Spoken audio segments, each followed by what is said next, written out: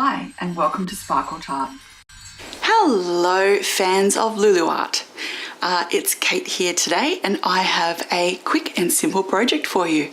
Now my last two projects for Lulu art have been mega marathons, and thank you for sticking with me through those beautiful art journal pages that I hope you enjoyed.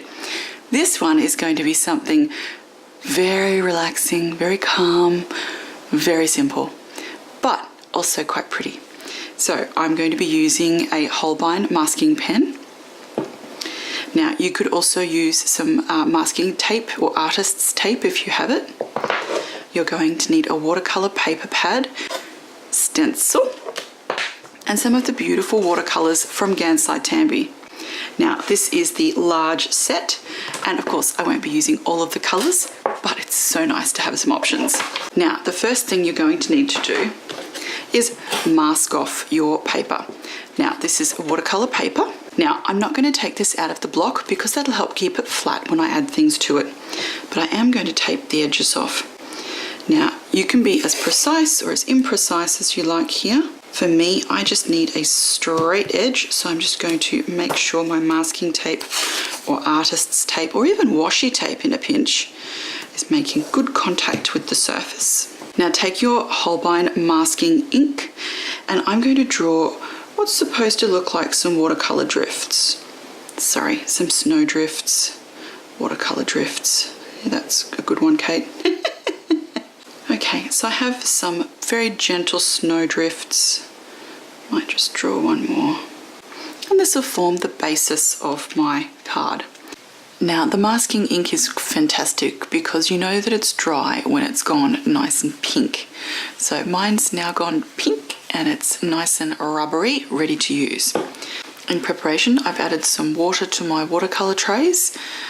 And I've added a little bit of water to my palette over here, and I'm using one of the paint and draw palettes. It just means that it has a little lid that you can pop on in case you've got any leftovers for later. So I'm going to start by just getting a little bit of colour and mixing it with some water because I'd like the snow drifts to be really, really light, and so I'm even mixing it with a bit more water on the side here. And I'm just going to add this very light colour into the snow drifts and then blend it out to the edge there. And I'm just going to do that for all of them. Now you'll notice I'm getting a bit of just water on the brush and dragging that line up to the masking fluid, and that's just so I don't get any watermarks. Okay, now that I've got that initial bit of colour on there, I'm going to go back in with that same colour and just add it to the corners. And if at any time it gets too dark, I'm just going to add a little bit more water because I want really soft edges here. Alright, so I'm just going to add a tiny bit of purple to the mix. This is going to be fairly delicate because the purple's quite dark. So I'm just going to need to mix up my own little sort of magic concoction to get the depth or not of colour that I want. So I'm just going to start very lightly. If it's still too light, I'll add a bit more of the purple to the water mixture and just the tiniest bit of darker blue.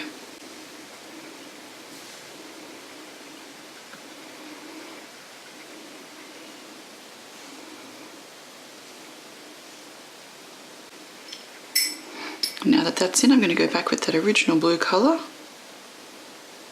Just kind of drop a little bit of that in the corners. And I'm just soaking up a little bit of that water with the brush,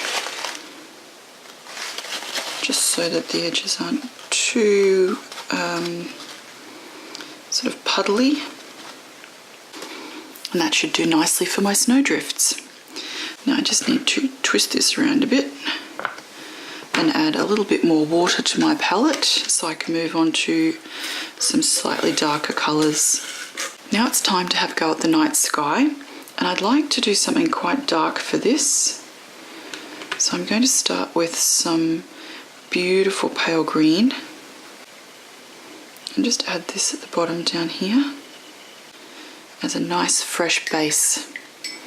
Now I'm just going to grab some water and paint up the page just to avoid any watermarks. Then add another little layer of the beautiful green down here. Nice and strong because it's going to need to compete with some other pretty strong colours in a second. Alright, so there's this awesome dark greeny blue, and I'm going to add that next. Specifically this one's number 57. And I'm just adding it so it sort of seeps into the green at the bottom and works its way towards the top. Then I'm going to add some of the blue that I'd put in the bottom here, but in a much more strong consistency. And this is 66. Just going to do the same thing here. And then a nice strong colour at the top, so I'm going for 67. Which is kind of an inky blue. I'm just going to tap this around the top and use it to sort of create a border. Now I have a little each of these colours still left over, so I'm just going to saturate my background with colour and add these on. Then let them blend in there together. Now I don't want it to be a complete mess, so I'm just going to suck a little bit of the water away from the corners. Just enough so I get a beautiful background. Now before this is completely 100% dry, I'm going to add a little bit of white just to the top of the snowdrifts. I'm just going to use the lid here to do it. So I've just got a little bit of the white paint. I'm just going to add it along the top here, just to soften the colours. And then while that's still wet, I'm just going to grab my brush, just because I don't want any water lines, that's all. So I'm not trying to change the colour underneath, just trying to avoid watermarks. Now because that is white, it's quite possible that might do a little bit of shifting of the colours, just so it looks like a little bit of starlight glinting off the top of the snowdrifts. Well, that's my hope anyway. Alright, so the white paint didn't give quite the snowy effect I was after, so I'm just going to add some Sharpie marker and dilute it with the water brush.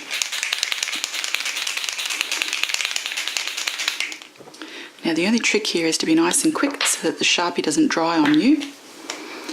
And all you really need to do is draw a line of paint, and then using the water brush, just blend that out slightly, which is what I might need to do. But as you can see on camera, that's just added a little bit of extra white and lightness to the top there. The beautiful background is now dry. And there's an odd little mark here. I'm assuming it's something to do with the masking ink, but that's actually going to work really nicely on my background. I have no idea why this sort of happened, and it happened when I was painting the snow, so it was there before I did my night sky. So now what I'm going to do is remove the masking fluid from this top section here. Now next I have a Stampscapes stamp, and I'm going to use this to add some little trees to my background. But to do that, I'm going to need to mask off this snowy area. Now the next step is I'm going to add some beautiful stamped trees using my watercolor paints as ink. Now the effect will be quite blurry and imprecise, which is exactly what I'm after. So I've mixed up my watercolors so that the mixture I have is quite syrupy. So I added the water and I've let it sit there for a while. And now all I'm going to do is add this to my stamp and then stamp this onto my background. And you get the most gorgeous hint of watercolory trees. Now you can layer this and add a few more of these if you'd like to have sort of a more layered look to your background and more trees. So now I'm going to do the other side using the same method. So I'm just grabbing this syrupy watercolor paint mixture and just tapping this onto my stamp.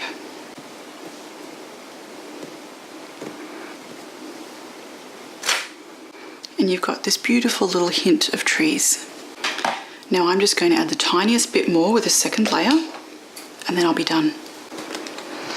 Now for the next step, you're going to need some Liquitex light modelling paste and a stencil and something to spread the paste with. So all you really need to do is grab a little paste on the brush and squeeze it through the stencil, and then carefully remove the stencil.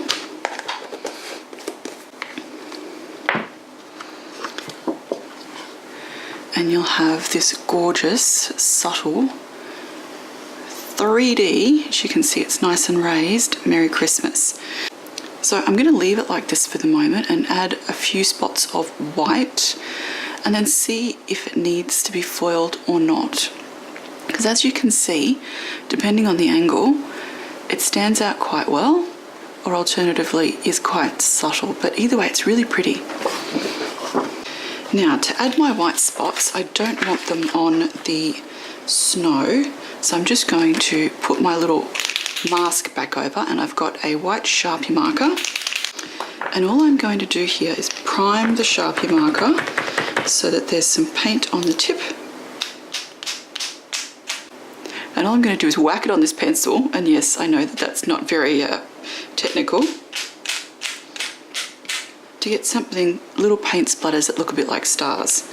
Now you'll need to keep priming this to get paint continually on the surface of the pen, and the darker your background, the more that paint will stand out. Now the other thing you can do is add a few tiny little highlights as sort of bits of glimmer on the tree branches, just to help pick out some of the tree shape. Now when I get that a little bit closer, you can see all those beautiful little white speckles and the little bits on the trees. Now if you'd like any of these to be more prominent, just touch the tip of the Sharpie marker to some of these beautiful little spots, and it will just help enhance the look. And now I'm going to do the same thing with some of the beautiful white from the Gansai Tambi Pearl Colour set. So just open it up, add a little water, and then let it sit for a minute or two until that has soaked into the watercolour pan a bit and softened it up. You don't want it to be too liquidy, but this will be beautiful. Now, while that's softening, I'm just going to pop the little template, the little stencil, back over my lettuce here. Make sure that it's sitting really well. And then I'm going to add some adhesive size to this, which will make the top of the letters sticky. Now I happen to have the gold size from Express It, but the Speedball metal leaf adhesive size is also good, and both of those would work really well. And all I have to do is dip the brush in here. Actually, I might not even need the template. I'll just be very careful. And I'm just going to paint this on top of the letters. Now it's really important to only add the tiniest bit, so please excuse me while I go and do that very, very carefully. Now while I have the size out, there's one little thing I'm going to do, and I'm going to paint a bit of it onto the top of the snowdrifts. And it will also allow me to add a little bit of a hint of glitter on the top of these little snowdrifts. Win-win for me. So just don't paint it too generously, especially as you get towards the lettering. And of course remember to wash that brush out straight away. Now I still need to leave that frisket to dry, but in the meantime I'm just going to lay this over the top and add that beautiful pearly paint. So I've left this for a little while and it's now nice and syrupy. And again, what I'm going to do is just tap this over the surface. And you don't want to add too much, so I'm just going to leave it there and leave all of this to dry. Alright, so I've just got some Crafty Sparkles glitter and I've added it very, very carefully over the adhesive size on the bottom, and I'm just going to add some silver foil over those letters before I tip this off, because I don't want any of that glitter sticking to the letters. So I've just got some beautiful silver leaf, and I'm just going to grab a little bit of this. I'm just going to press this firmly onto the adhesive size on the letters, and then I'll brush off the excess. Now, if you can, try and avoid touching the foil with your fingers, because the oil from your fingers can make it stick. And I don't know about you, but this stuff really hates me. And you can also pick off the excess and use that later, so I don't waste any if I can. Now what you'll need to do is get a good stiff brush and brush this off, and also tip the glitter off.